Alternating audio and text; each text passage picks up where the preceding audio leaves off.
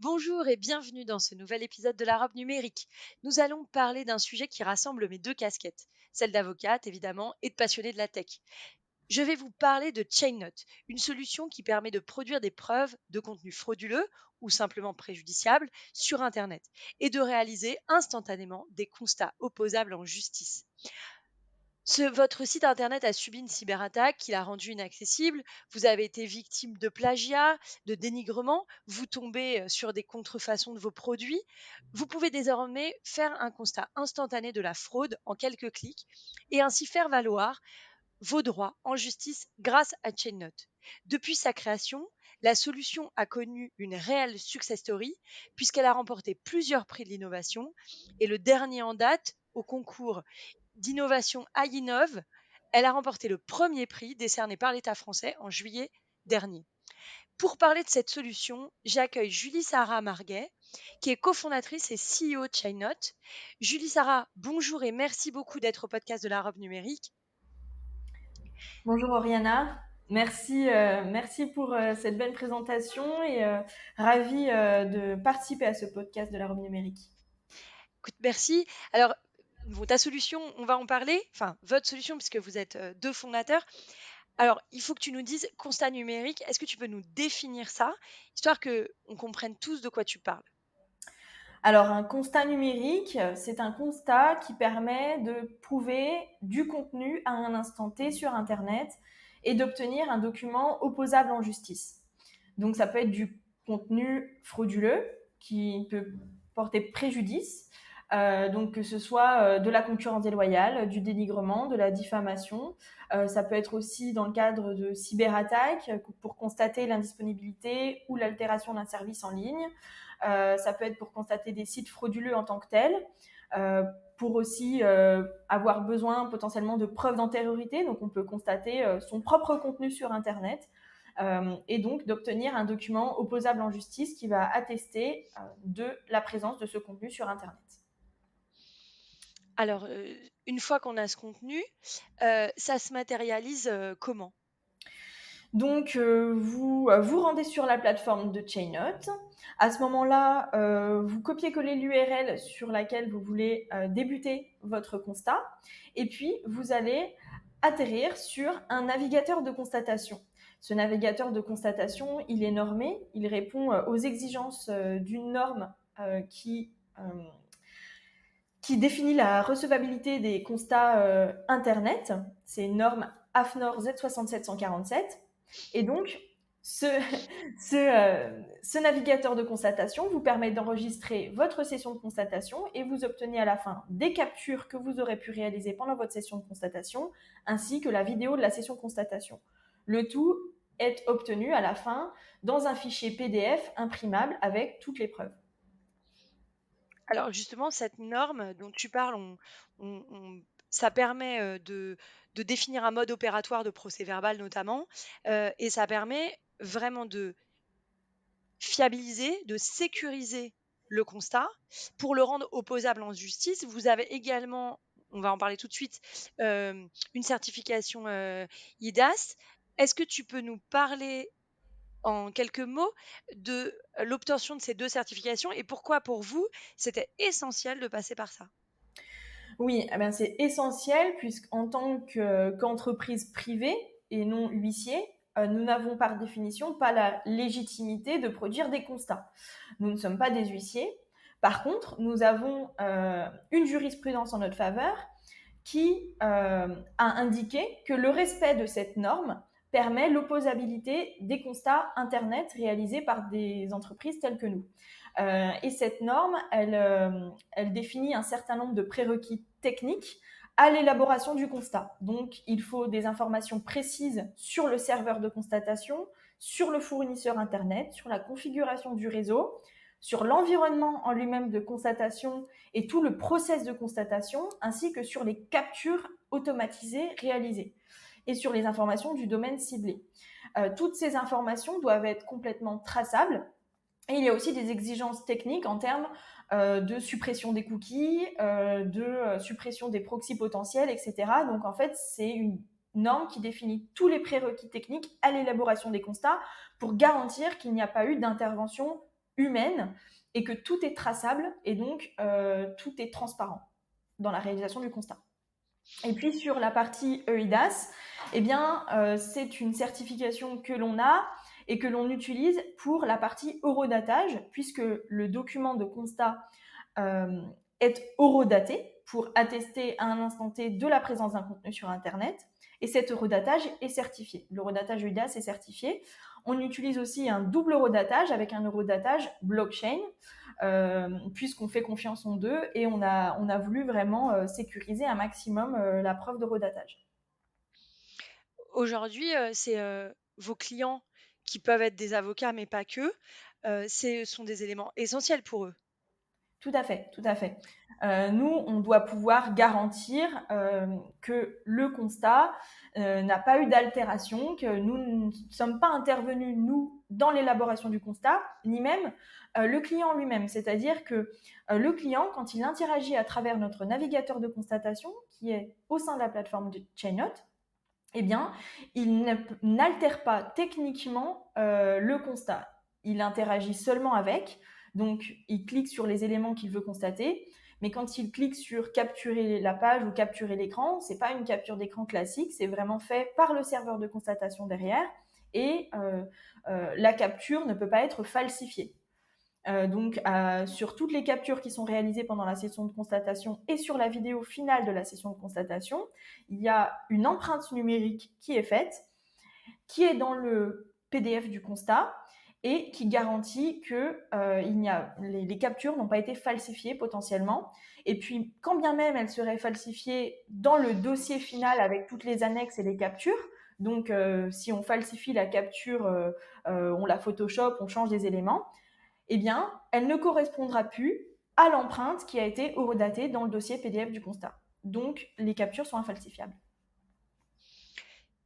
Alors c'est hyper intéressant et ça simplifie, grandement, la vie, de toutes les personnes qui ont besoin de démontrer, un événement, un élément, qu'il soit, positif ou négatif finalement, parce qu'on pourrait aussi considérer qu'il faut faire des captures, pour, protéger ses droits à l'avenir sans même être dans une situation, de contenu frauduleux ou autre. Hem, Tu as parlé du fait que c'était sur une plateforme. Ça veut dire que c'est pas sur le système d'information, de tes clients. Comment ça fonctionne cette plateforme? C'est une plateforme en SaaS, je me connecte, j'ai un login. Est-ce que tu peux nous dire comment ça se déploie? Est-ce que c'est compliqué, parce qu'il y a beaucoup de paramétrage ou finalement est-ce que c'est assez, simple? Non, justement, oui, tout à fait, c'est très simple. Donc, le client se connecte à la plateforme Chainnote, donc c'est un SaaS, donc login, mot de passe. Et là, il peut renseigner l'URL sur laquelle il veut débuter sa session de constatation. Ça peut même être à partir de Google, hein, si on veut démontrer tout le cheminement qui amène au contenu. Et un navigateur à l'intérieur de la plateforme Chainnote apparaît. Et c'est ce navigateur-là qui est conforme à la norme. Et donc, il n'y a aucune installation à faire sur le propre ordinateur du client ni sur son propre navigateur. Il n'a pas besoin, lui, de supprimer les cookies de son navigateur. Il n'y a aucune intervention et ça, c'est vraiment quelque chose qui simplifie énormément le process et qui permet à tout à chacun de faire un constat normé, sans aucune connaissance technique, juridique et sans formation. Alors, ça veut dire que lorsque je prends un abonnement. Bah, d'ailleurs, c'est une question. Est-ce que c'est un abonnement? Est-ce que c'est, on achète des constats? Est-ce qu'il y a bon, parlons des tarifs. Vous créez votre relation, commerciale avec vos clients? Alors oui, justement, nous, c'est un peu à chaque besoin sa formule. On a voulu vraiment donner la possibilité à tout à chacun de faire des constats selon le rôle qu'il peut avoir. Donc, on propose des constats à l'unité, en one shot, qui sont à 99 euros. Et on a deux formules d'abonnement, une à 99 euros aussi, qui permet de faire 3 constats dans le mois, et une autre de 499 euros par mois qui permet de faire des constats en illimité. Et sur la partie constat illimité, on s'adresse avant tout à des directions juridiques qui peuvent être amenées à réaliser très souvent des constats, ou même à des cabinets d'avocats s'ils veulent proposer ce service à leurs clients. Alors ça veut dire qu'ils peuvent, que ce soit des cabinets d'avocats ou toute autre entreprise. On pense notamment aux services juridiques de sociétés qui, par exemple, dans le cadre de la protection de la propriété intellectuelle, pourraient avoir des constats en pagaille. Exactement. Nous, aujourd'hui, on a par exemple comme client la direction juridique du groupe Orange depuis eh bien 1 an maintenant, puisqu'ils ont commencé en mars 2022. C'était vraiment avec eux une bêta test que l'on a fait en 2022, mais ils ont utilisé pleinement la solution. Et en une dizaine de mois, sur tout 2022, donc de mars à décembre 2022, ils ont pu réaliser 215 constats sur tout type d'éléments, que ce soit de la preuve d'antériorité, de la concurrence déloyale et d'autres choses. Et la direction juridique est vraiment, puisqu'ils ont reconduit, très contente de la solution. Et ça leur permet même d'en parler au sein d'Orange et de permettre à d'autres équipes de réaliser des constats. Je prends l'exemple d'équipes de la direction marque qui ont besoin de faire des constats d'antériorité de marque ou d'usurpation de marque. Et donc, les équipes de la marque peuvent faire en autonomie des constats et les donner aux équipes du juridique. Alors qu'avant, il fallait systématiquement que les équipes marque signalent aux équipes du juridique et que les équipes de juridique fassent le constat avec un huissier. Donc, il y avait une très grande latence en fait euh, et un process un peu compliqué à la réalisation de constats. Là, vraiment, tout à chacun peut le faire en autonomie. Donc, les équipes, en général, se l'approprient très facilement. Dans le cadre d'un constat, il y a aussi une expertise sur quoi rechercher, comment, enfin, quelles preuves mettre en avant. L'huissier a aussi cette expertise-là et il apporte cette expertise. Euh, Est-ce que tu dirais que vous êtes un outil qui est aussi à mettre dans les mains de tous les huissiers qui vont, en gros, le rendre encore plus puissant de par leur maîtrise et leur connaissance du sujet et de ce qui sera pertinent de porter en justice derrière? Alors, c'est en effet, il y a une piste de collaboration avec les huissiers, euh, mais on veut rendre aussi cette solution accessible à tous, et c'est pour ça qu'on le fait, sur le fait de savoir qu'est-ce qu'il faut constater, et cette expertise-là, c'est certain, l'huissier apporte une valeur ajoutée là-dessus. Mais c'est vrai que la possibilité de faire une session de 10 minutes, une session de constatation de 10 minutes et de pouvoir cliquer et capturer les éléments qu'on souhaite donne assez de liberté aux personnes. Et puis même si au final elles se trompent et elles veulent recommencer le constat, il y a des possibilités puisque le paiement se fait qu'à à la fin de la validation. Donc on a la capacité de prévisualiser le constat, de voir si on a bien capturé les éléments qu'on souhaitait voir, etc. Donc c'est assez souple. Et puis, quand c'est des équipes juridiques, elles savent de toute façon, ou même des avocats, ils ont quand même cette expertise-là pour savoir qu'est-ce qu'il faut constater. Sur cet enjeu justement de quoi constater, on voit aujourd'hui que les supports qu'on a besoin de constater sont multiples. On va avoir, tu parlais des constats sur Internet, donc basiquement au travers d'un téléphone, d'un ordinateur portable, ou d'un ordinateur tout court d'ailleurs, mais quid du constat, par exemple, moi j'ai souvent le cas d'échanges sur WhatsApp, de vidéos qui vont durer que quelques secondes et qui sont dynamiques. Est-ce que vous êtes en capacité de faire ce constat de la vidéo, du dynamisme, de la captation de ce type d'éléments? Oui, justement, c'est le gros avantage de la solution de Chainnote, c'est-à-dire que ce n'est pas une capture de l'URL et seulement une capture. Justement, à travers le navigateur de constatation qui est notre innovation, eh bien, c'est toute la session de constatation qui est prise en vidéo. Et si on visionne des vidéos sur ce navigateur, elles sont captées. Si on veut faire un arrêt sur image sur une vidéo, on peut le faire. Si on veut constater du contenu sur des réseaux sociaux, eh bien, il suffit de se loguer sur le navigateur de constatation et d'atteindre le contenu que l'on souhaite sur le réseau social. On a même eu le cas récemment d'un avocat qui a fait un constat sur WhatsApp. Donc en fait, il a simplement scanné le QR code de connexion WhatsApp avec son téléphone sur le navigateur de constatation. Et là, le navigateur de constatation a accédé au compte WhatsApp et a pu faire des constats de vocaux. Nous, c'est vraiment l'avantage que l'on a. Cette solution permet de constater tous les contenus sur Internet, et quand bien même ils soient interactifs. C'est très clair, merci beaucoup. Est-ce que tu pourrais nous donner quelques cas d'usage ou au moins deux qui ont été très marquants pour toi? Donc là, tu viens de le dire sur la partie WhatsApp vocaux. Est-ce qu'il y a des choses où tu t'es dit, j'avais pas pensé à ça et effectivement, c'est hyper pertinent? Est-ce qu'il y a des choses qui t'ont interpellé dans l'usage que tes clients ont pu faire de ChainNote? Alors oui, je donnerai deux exemples.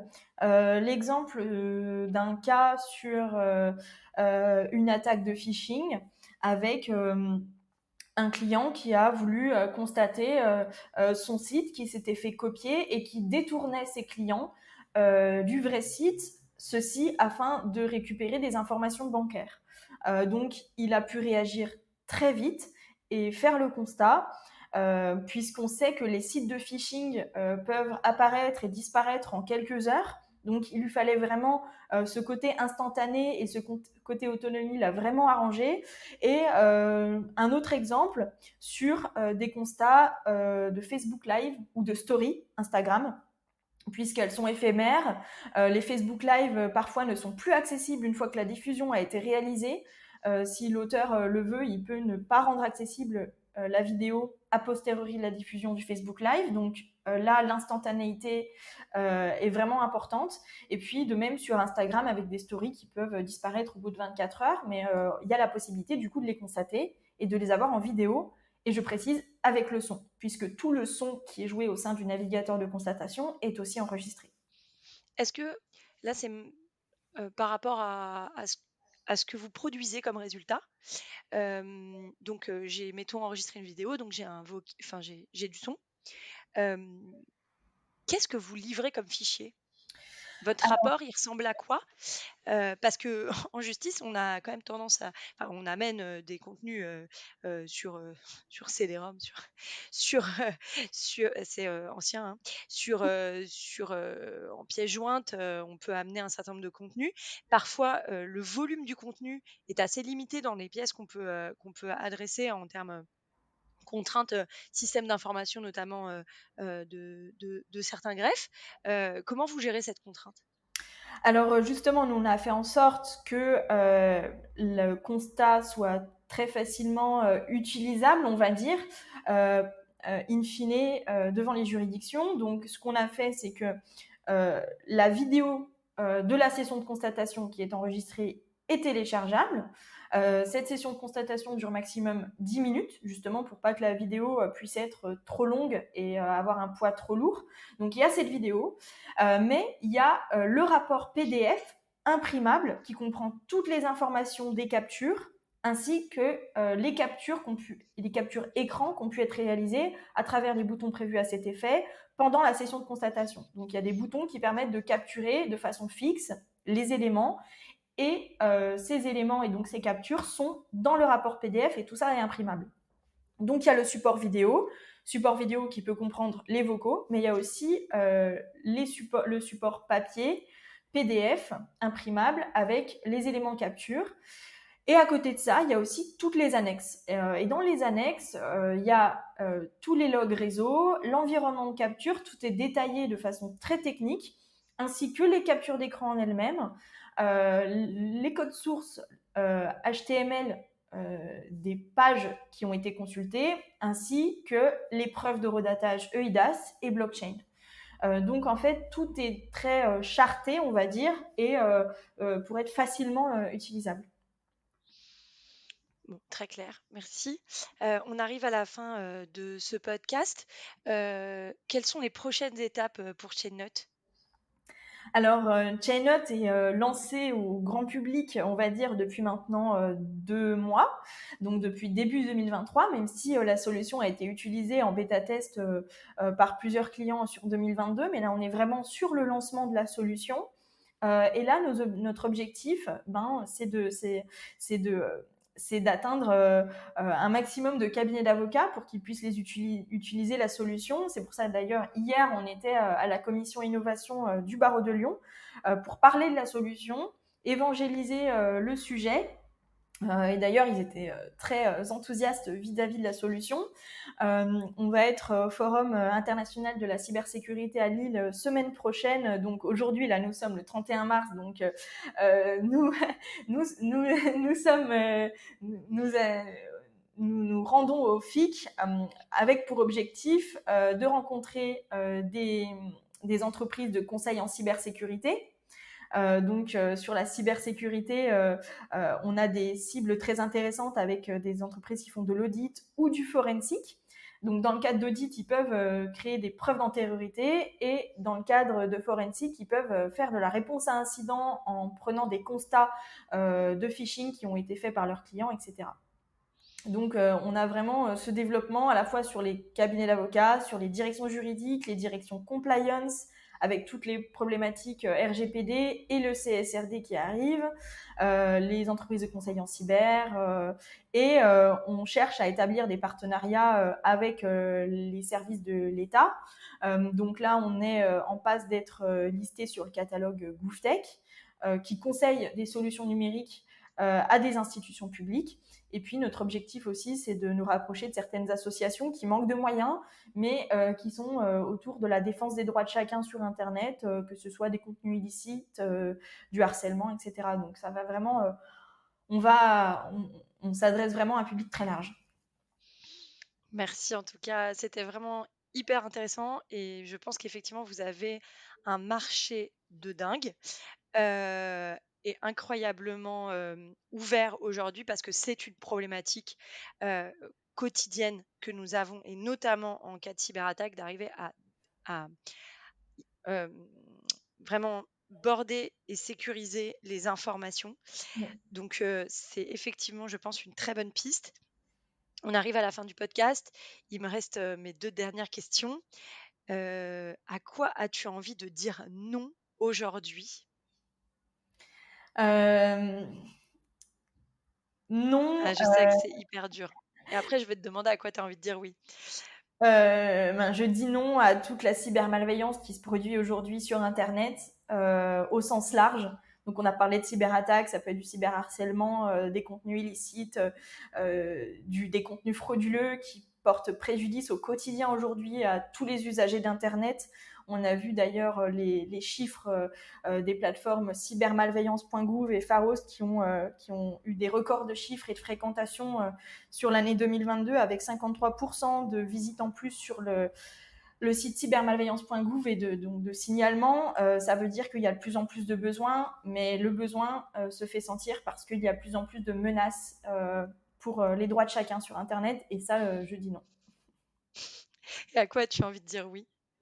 Et je dis oui aux droits plus accessibles et aux preuves plus accessibles, puisque se défendre peut parfois coûter très cher. Et nous, on a voulu, par exemple, à travers Chainnote, rendre la preuve plus accessible à tous et la défense des droits de chacun plus accessible à tous. Merci en tout cas d'être venu au micro de la robe numérique. J'espère qu'on pourra te suivre tes aventures, enfin vos aventures, les aventures d'une Chainnote, et je ne doute pas qu'elles vont être nombreuses parce que effectivement c'est un sujet hyper important. Merci beaucoup d'être venu au micro de la robe numérique Merci. aujourd'hui, Julie Sarah. Merci beaucoup Oriana, merci à la robe numérique, merci à vous pour votre démarche qui est très intéressante et qui est très enrichissante et qui permet à tout à chacun de découvrir des solutions, d'avoir une veille juridique et sur des solutions même technologiques, et votre ouverture d'esprit est très intéressante. Merci à vous la robe numérique. Merci. À très bientôt. Merci, au revoir.